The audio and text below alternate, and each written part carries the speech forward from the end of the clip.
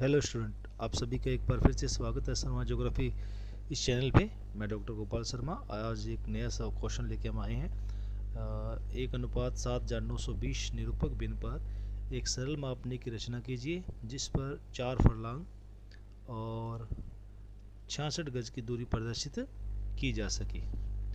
तो एक simple scale है, सिंपल स्केल को हम उसी तरीके से हल करेंगे जो पहले हम बाकी क्वेश्चन कर चुके हैं। यहाँ पे फरलॉन्ग और गज की दूरी प्रदर्शित करनी है। तो सबसे पहले हल करते हैं इसको कि निरूपक बिंदु के अनुसार 1 इंच की दूरी मानचित्र पर प्रदर्शित करती है तो धरातल पर 7,920 इंच यानी 7,920 में यानी एक फरलांग में 7,920 इंच होते हैं। तो 7,920 इंच होते हैं, इसीलिए एक फरलांग बराबर 7,920 इंच। ठीक है, तो मानचित्र पर 6 इंच की दूरी मानचित्र पर प्रदर्शित करेंगे तो धरातल पर 6 फरलांग की दूरी प्रदर्शित होगी, यानी 6 इंच बराबर 6 × 1 बराबर 6 फरलांग। ठीक है, तो एक फरलांग बराबर 7,920 इंच हमने बता ही दिया है। अब उसके बाद देखिए आप सीधा स्केल बनाना है, क्योंकि अतः हम क्या करना पड़ेगा, सीधा ही करना है हमें कि एक 6 इंच की रेखा प्रदर्शित करेंगे, उसमें 6 फरलांग की दूरी प्रदर्शित होगी।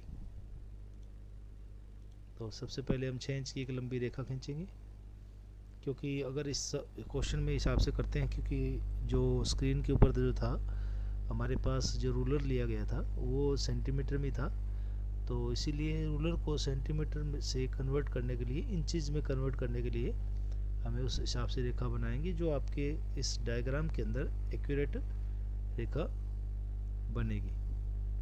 अब देख सकते हैं ये रूलर को हमने निशान लगा दिए हैं। तो सबसे पहले इस पहला डायग्राम हमारा कंप्लीट होने जा रहा है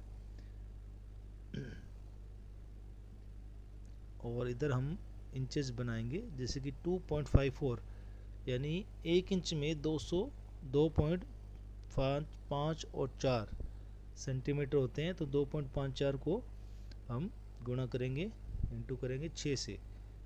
तो 6 से करने के बाद हमारी इसकी सेंटीमीटर में रेखा की लंबाई आ जाएगी, यानी 15 सेंटीमीटर के आसपास ये रेखा रहेगी। 2.54 इंटू 6, तो एक इंच बराबर 2.54 सेंटीमीटर होते हैं। तो हमने 15 सेंटीमीटर रेखा करेंगे, उस पर 1 2 3 4 5 6 भाग करेंगे, बराबर 6 भागों में बात करेंगे।